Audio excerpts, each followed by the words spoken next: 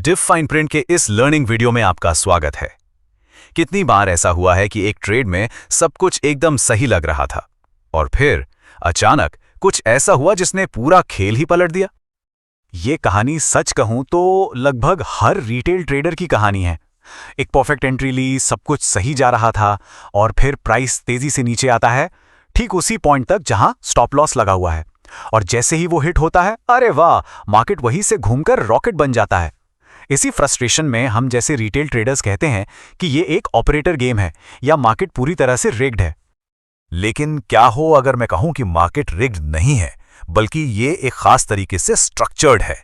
आज हम उसी फाइन प्रिंट को समझने जा रहे हैं, वो बातें जो बड़े बड़े इंस्टीट्यूशनल डेस्क पर सिखाई जाती हैं। तो चलिए इसमें जरा गहराई से उतरते हैं। सबसे पहले यह समझना होगा कि एक रिटेल ट्रेडर और एक बड़े इंस्टीट्यूशनल प्लेयर के बाजार को देखने के नजरिए में जमीन आसमान का फर्क है। बिल्कुल दो अलग दुनिया है। ये स्लाइड बहुत कुछ साफ कर देती है।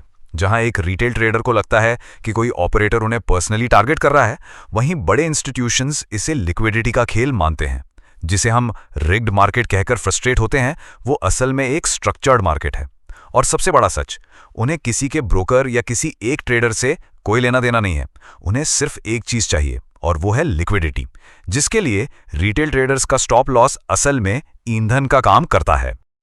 चलिए अब उन बड़ी मछलियों यानी वेल्स की सबसे बड़ी मुश्किल को समझते हैं, जिसका सामना उन्हें हर रोज हर एक ट्रेड में करना पड़ता है।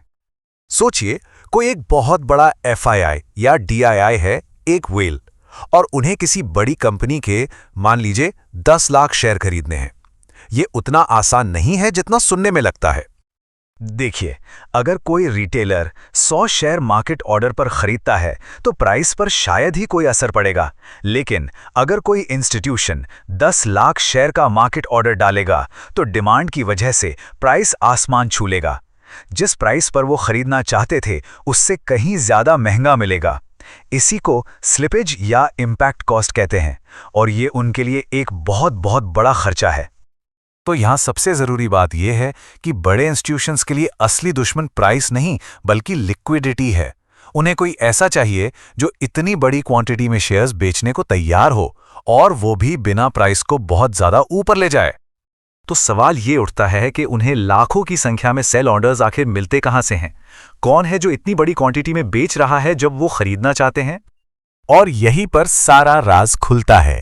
जब हम जैसे रिटेल ट्रेडर्स के स्टॉप लॉस ऑर्डर्स हिट होते हैं तो मार्केट में अचानक से लाखों सेल ऑर्डर्स की बाढ़ आ जाती है। सोचिए, किसी का स्टॉप लॉस असल में एक सेल मार्केट ऑर्डर ही तो है, और यही लाखों सेल ऑर्डर्स उस इंस्टीट्यूशन की एंट्री के लिए ईंधन का काम करते हैं।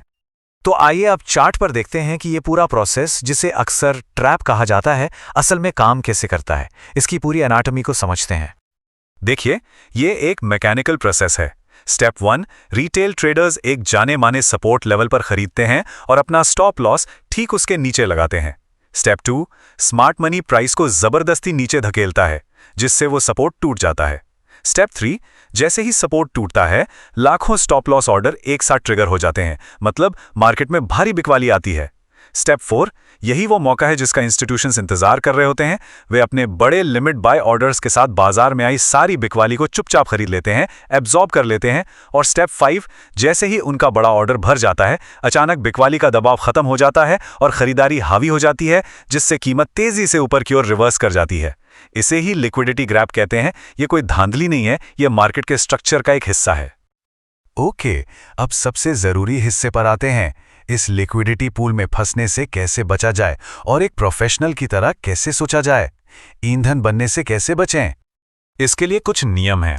पहला, जो ब्रेकआउट्स बहुत साफ साफ दिख रहे हैं उनका पीछा करना बंद करें, क्योंकि अक्सर वो लिक्विडिटी लेने के लिए एक नकली चाल होती है। दूसरा, सपोर्ट या रेजिस्टेंस पर ट्रेड लेने से पहले हंट के खत्म होने का इंतजार करें। मतलब जब कीमत उस लेवल को तोड़कर वापस उसके अंदर आ जाए, तब एंट्री के बारे में सोचें। और तीसरा, एक थोक व्यापारी की तरह सोचें। वो क्या करते हैं?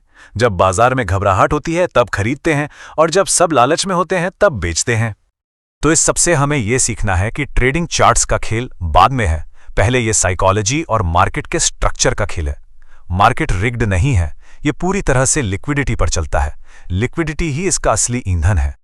तो अगली बार जब कोई ट्रेड लिया जाए तो खुद से ये सवाल ज़रूर पूछना है, क्या कोई भीड़ के साथ खड़ा है जहां सबका स्टॉप लॉस लगा है, या उस वेल की तरह सोच रहा है जो उस भीड़ को ईंधन की तरह इस्तेमाल करने वाला है।